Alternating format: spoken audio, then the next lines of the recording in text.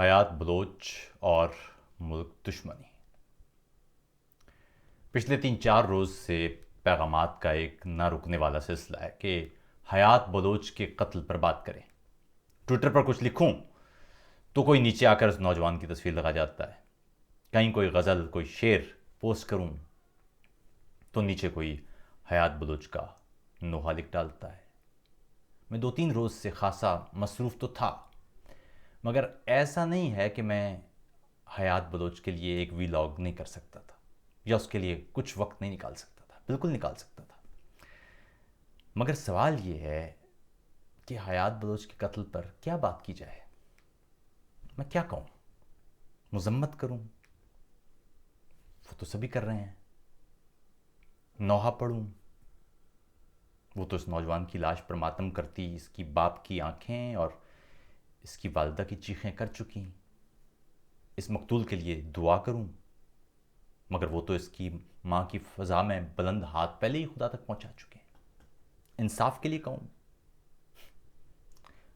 مگر انصاف کیوں ہوگا؟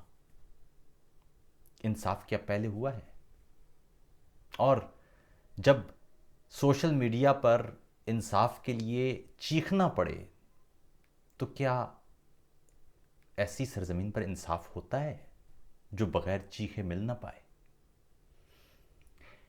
پھر بلوچستان میں حیات بلوچ کیا کوئی انوکھا نوجوان ہے؟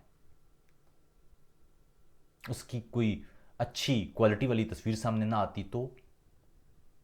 ماں باپ کے روتے ہوئے امیجز ہم نہ دیکھتے تو؟ یہ سب دیکھ کر آپ کو دکھ شروع ہو گیا ہے۔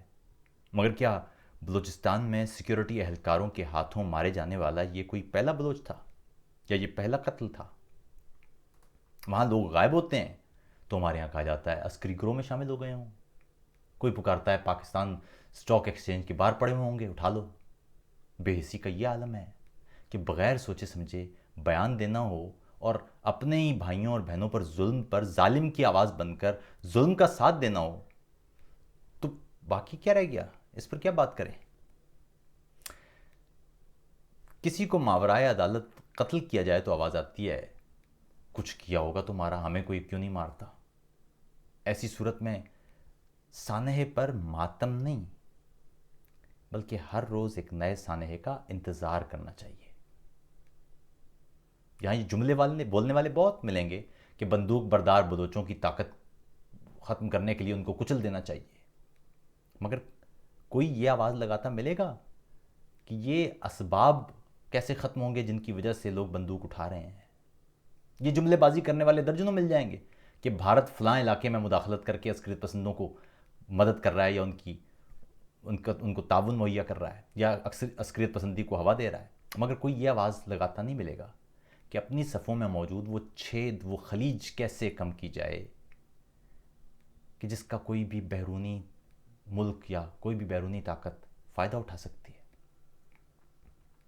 اپنی تقسیم ختم نہیں کرنی، الزام دوسروں پر ضرور لگانا ہے۔ حیات بلوچ کے قتل پر جو رونا دھونا مچا ہوا ہے، یہ رونا تو نقیب محسود کے قتل پر بھی مچا تھا۔ نتیجہ کیا نکلا؟ کیا روانوار کو سزا ہوئی؟ یہ رونا تو ماڈل ٹاؤن پر بھی مچا تھا، اس کا کیا نتیجہ نکلا؟ یہی رونا دھونا تو ساہیوال سانحے پر بھی ہوا تھا، نتیجہ کیا نکلا؟ یہ رونا تو آرمی پبلک سکول میں بھی بچوں کے قتل عام پر مچا تھا، نتیجہ کیا نکلا؟ بلوچستان ہی میں ہزارہ برادری کو ملیا میٹ کر کے رکھ دیا گیا، کتنے قاتل پکڑے گئے، نتیجہ کیا نکلا؟ یہاں آپ اگر ماورائے عدالت قتل کے خلاف بولیں تو آواز آتی ہے آپ ملک دشمن ہیں، آپ جبری گمشدگیوں پر بولتے ہیں تو آواز آتی ہے آپ فوج مخالف ہیں، آپ قانون کی بالادستی پر بولتے ہیں تو آواز آتی ہے آپ غیر ملکی فنڈ کے ذریعے چل رہے ہوں گے یا غیر ملکی فنڈ لے رہے ہوں گے۔ دو راستے ہیں، ایک تو یہ کہ مذمت کریں، شور مچائیں اور آگے بڑھ جائیں، مگر یاد رکھیں کہ شور تو پہلے بھی مچ چکا، مذمت تو پہلے بھی درجنوں بار ہو چکی، اس لیے ایسے میں یہ شور 2-4 دن کا ہے، وہ مچا لیجئے اور سو جائیے، کیونکہ کل ایک اور نقیب، ایک اور حیات کو مرنا ہے۔ دوسرا راستہ ہے کہ وجہ تلاش کریں۔ سوال یہ ہے کہ ایف سی اہلکار نے حیات کو بازو سے پکڑا ہوگا، زبردستی سڑک کنارے لایا ہوگا اور اسے گولیوں سے بھون دیا ہوگا۔ اہم معاملہ یہ ہے کہ اس نے ایسا کیسے کر لیا۔ ایک تو اس اہلکار کے اندر غصے اور نفرت کا اندازہ لگائیے جو اسے مقامی بلوچوں سے ہوگا۔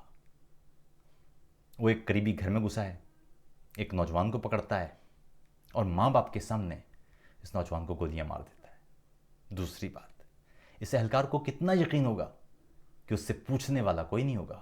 فرض کیجئے یہ تصاویر موجود نہ ہوتی تو کیا اس اہلکار کو کوئی چھو بھی سکتا تھا؟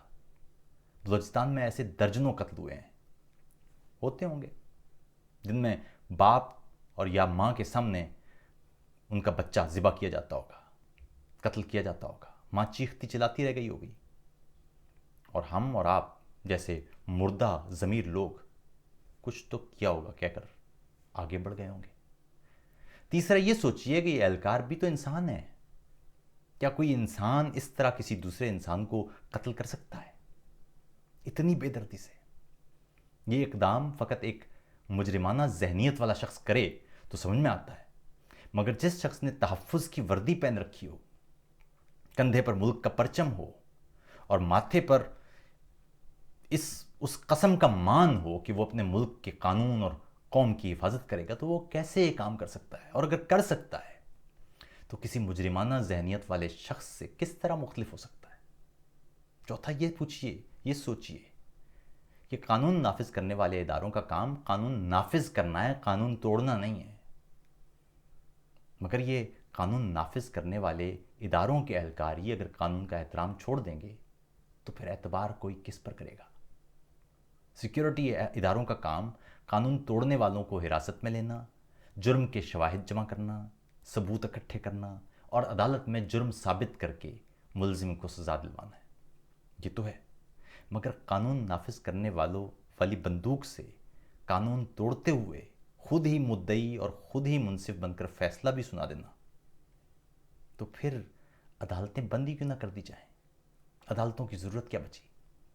پانچواں یہ سوچئے، معاشرہ کسی بھی فرد کو طاقت دیتا ہے تو اس پر ذمہ داریاں بھی ڈالتا ہے۔ پاکستان میں سیکیورٹی اہلکاروں کو جرم پر کسی بھی قانونی کارروائی سے استثناء ہونے کا احساس کیسے پیدا ہوا ہے؟ کیوں ایک سیکیورٹی اہلکار یہ سمجھتا ہے کہ وہ کتنا بھی بھیانک جرم کیوں نہ کر دے، کتنا ہی سنگین قانون کی خلاف ورزی کیوں نہ کر دے، اسے کچھ نہیں ہوگا؟ چھٹا یہ سوچئے کہ اگر عدالتیں کمزور ہیں تو عدالتوں کو مضبوط کرنے کے لیے آواز اٹھانا تو سمجھ میں آتا ہے، مگر قانون نافذ کرنے والے اداروں کو مجرمانہ سرگرمیوں کی جانب مبذول کرانا یا ایسے اداروں کی مجرمانہ گروہ کی طرح کی کارروائیوں کا دفاع کرنا، یہ کیسے درست ہو سکتا ہے؟ میں شاعر ہوں، میرا کام آپ کو انسانی حقوق سکھانے کا نہیں ہے، انسانی احساس سے روشناس کرانے کا ہے۔ کہیں انسانی حقوق کی پامالی ہوتی ہے تو اس سے میرے قلم کا کوئی تعلق نہیں ہے، مگر انسانی حقوق کی پامالی پر معاشرہ بے حسی کا مظاہرہ کرے تو میں آپ کو احساس دلانے کے لیے لکھوں گا، مگر آپ کو انسان ہونے کا احساس دلانا اور خوابیدہ ضمیر کے کانوں میں چیخ انڈیل کر اسے بیدار کرنے کی کوشش کرنا ان دنوں ملک دشمنی کے زمرے میں آتا ہے۔